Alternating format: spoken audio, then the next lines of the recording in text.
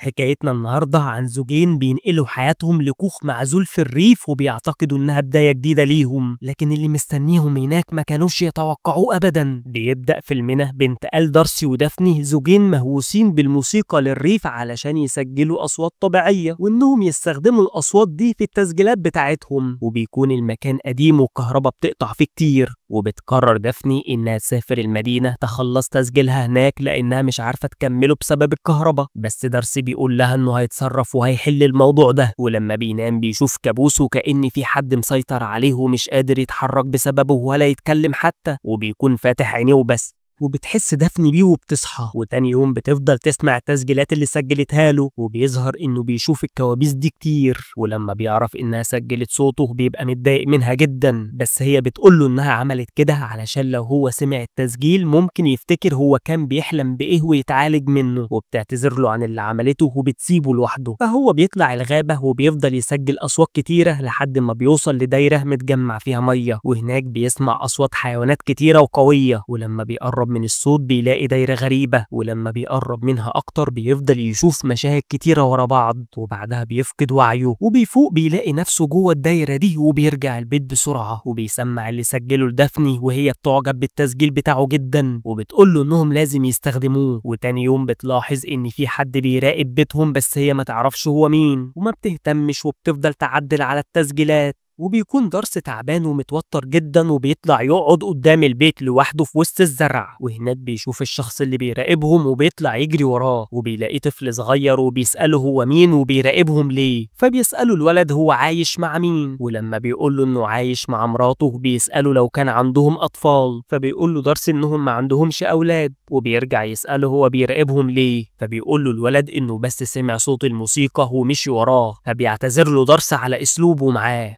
بيقول له الولد ما يخافش لانه مش حرامي، وبيقول له انه صياد وبيطلب منه يروح معاه. ولما دارسي بيرفض بيقول له ان هو اللي المفروض يبقى خايف منه مش العكس. فبيروح دارسي معاه وبيشوف الافخاخ اللي بيصطاد بيها الارانب، وبيتعلم ازاي يعملها، وبيفضل معاه لنهايه اليوم. وتاني يوم الولد بيروح لدافني البيت وبيقول لها ان الجحور اللي بتستخبى فيها الارانب بتربط ما بين العالم بتاعهم وما بين العالم السفلي، وان كل ارنب بيخرج منها بيبقى معاه رساله. ولما بتساله ايه الرساله اللي يقصدها بيضحك وبيقول لها ان ده كلام مش حقيقي. ولما دارسي بيصحى بيتعرفوا عليه، بس الولد بيقول لها انهم اتقابلوا قبل كده وتعرفوا على بعض. استغرب ان جوزها ما حكالهاش اي حاجه. ولما الولد بيمشي بتقول لدارسي ان الولد ده غريب، وبتقول له انه حتى ما قالهمش اسمه ايه. فهو بيقول لها انه عاوز يروح معاه للاستوديو، فبتقول له انه اكيد زهقان من اسلوب حياته وعايز يصاحبه علشان يقضي وقته معاه، وان هو كمان ممكن يتبسط لو اخده معاه وهو بيسجل بدل ما يعمل كل حاجه لوحده. فبيوافق دارسي وبياخده معاه فعلا، وبيعلمه هو بيسجل ازاي، وبيسمعوا الاصوات اللي سجلوها، وبيتبسطوا هما الاتنين مع بعض. وبيقرب الولد منهم، ولما بيصطاد حيوانات بياخدهم ليه، وبيديهم اعشاب كمان من جنينة بيتهم، وبيقول لهم انها مفيدة وهتبعد عنهم شر التنج. فبتفتكر دافني ان التنج ده اسم حيوان، لكن هو بيقول لها انه اكبر بكتير من الحيوانات،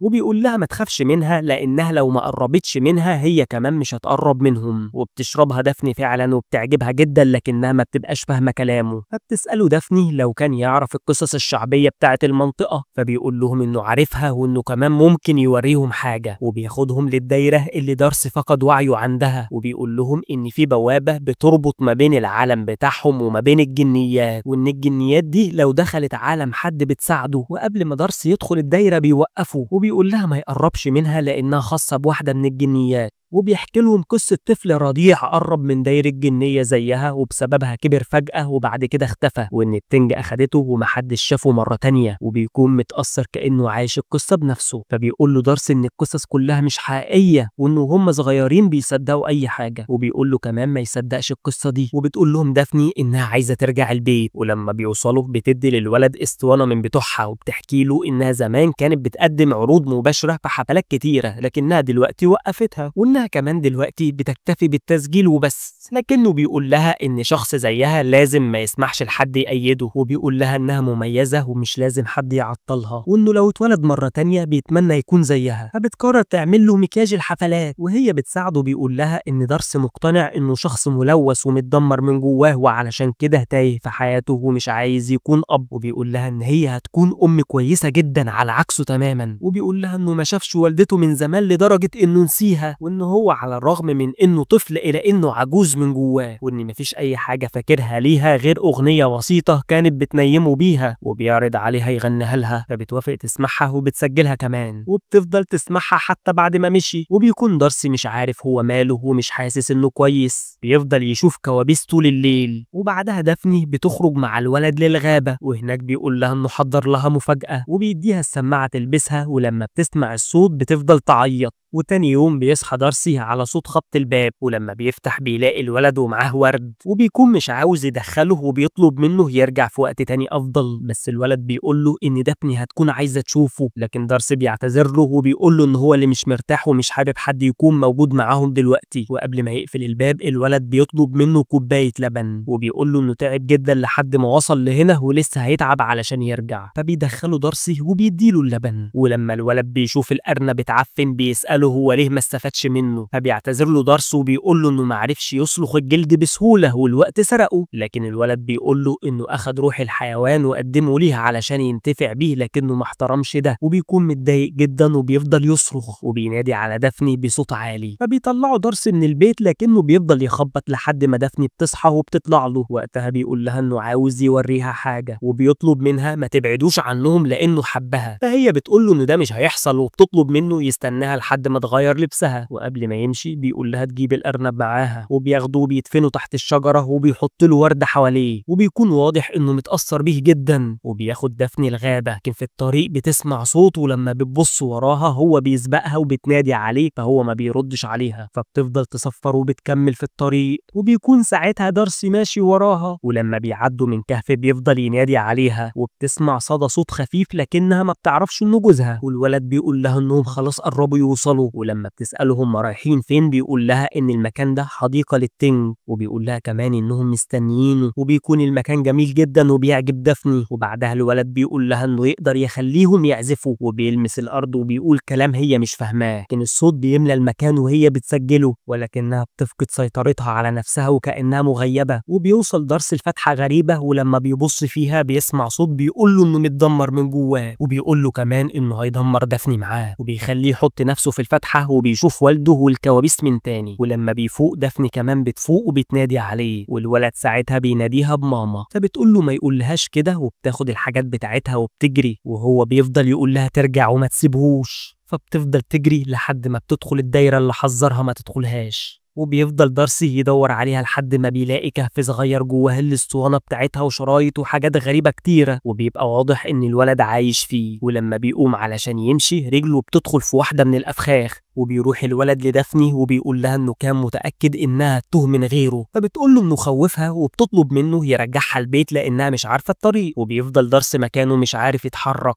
وهي بترجع البيت مع الولد وبتقول له يرجع قبل ما الغابة تضلم، لكنه بيرفض وبيقول لها انه هيفضل معاها لحد ما دارسي يرجع. ولما بتشكره بتقول له انها مش عايزاه يفضل، بيطلب منها حاجة ياكلها قبل ما يمشي، فساعتها هي بتبقى خايفة منه ومش قادرة تبص له حتى، فهو بيرفض انه يمشي وبيفضل نايم عندها، وبيتعامل كأنها والدته وهي بتحاول تتماسك. واول ما دارسي بيرجع بتنهار وبتفضل تعيط وبتقول له ان الولد مش عايز يمشي، وبيخبطوا عليه كتير لكنه بيقفل الباب وبيقول لهم انه مش هيضايقهم، وبيقول لهم انه هيسمع كل كلامهم. ولما دارسي بيفتح الباب بيقول له انهم مش عايزين يأذوه وبيطلب منه يمشي، لكنه بيفضل يقول لهم ان ده بيته وبيرفض يخرج، وبيفضل يصرخ لكنهم بيخافوا منه وبيخرجوه بالعافية، فبيفضل يقول لهم انهم عيلة واحدة. ولما دافني بتقول له انهم حتى ما يعرفوش اسمه علشان يكون ابنهم، بيقول لها تسميه اي اسم عايزاه وانه ساعتها هيبقى ابنها، وبيفضل يصرخ وبيسيبهم وبيدخل الغابة. فبيدخلوا البيت هما كمان وبيكونوا الاتنين حالتهم صعبة جدا، ودافني بعدها بتعالج رجل دارسي، فهو بيقول لها انه مش عارف ازاي يساعد نفسه وبيتمنى لو يموت ويخلص من كوابيسه. وبيسمعوا صوت نار، ولما بيبصوا من الشباك بيشوفوا الولد حرق الاعشاب اللي حوالين بيتهم. ودافني بتقول انه عمل كده علشان يدخل التنج بيتهم لان الاعشاب كانت بتمنعهم، وبتشتغل الموسيقى لوحدها وكل حاجه حواليهم بتبقى غريبه. وبيفضل الولد ماسك الولاعه وبيبص عليهم. تاني يوم بيدخل البيت وبينادي دافني باسم ماما تاني، وبيقول لها انه شاف حلم خوفه لانها كانت عايزه تبعده عنها وطردته من البيت. تاخده في حضنها وبتحضر له اكل، وبيتعاملوا كانهم عيله بجد وناسين كل حاجه. وبيكون البيت اتحول لجزء من الغابه مليان زرع وارانب، وبيكون هو مبسوط كانهم عيله فعلا، وبيلعب وبياكل وبيشرب معاهم وبيعمل كل اللي كان بيتمناه. لكنه بيقول لهم انه لسه خايف، فبيقول له دارسي انه هيحكي له قصه، وبياخده لسريره وبيخليه ينام وسطهم. وبيقول له انه كان في ارنب بيخاف من الضلمه لانه كان عايش في جحر لوحده، لكنه كان عنده خفاش صديق ليه، وهو قال له انه مفيش داعي يخاف من الضلمه، وان كل اللي هو محتاجه انه يغمض عينيه ويسمع بس. ولما سمع كلامه سمع صوت امه، وقتها اطمن. ودافني بتقول له يسمع صوتها ويبطل خوف لانهم كلهم هيموتوا في النهايه، وان جسمهم هيتحلل وهيتجمعوا مع بعض مع الوقت، وان ساعتها هيكونوا حاجه واحده وبس. فبيقول لهم انه ما بقاش خايف من الضلمه خلاص وبيغمض عينيه. فهي بتغني له الاغنيه اللي علمها لها. وقتها سائل غريب بيخرج من عينيه، وبيفضل يخرج وهي بتغني لحد ما بيكون مكانه جثه ارنب، وبياخدوه يدفنوه وسط الدايره اللي في الغابه. فتفتكروا الولد كان مجرد روح من عالم تاني، والقصص اللي حكاها لدافني كانت حقيقيه، ولا هو واحد من اللي عاشوا في عالمين مختلفين، ولا وجوده كان مجرد هلوسه في قصه دارسي ودافني؟ ولحد هنا بيبقى خلص فيلمنا النهارده، وبنتعلم منه ان مش كل حاجة بنشوفها حقيقية. ولو عجبك الفيلم ما تنساش تصلي على النبي، وما تنساش اللايك والشير واشترك في القناة وفعل الجرس علشان يوصلك ملخصاتنا أول بأول.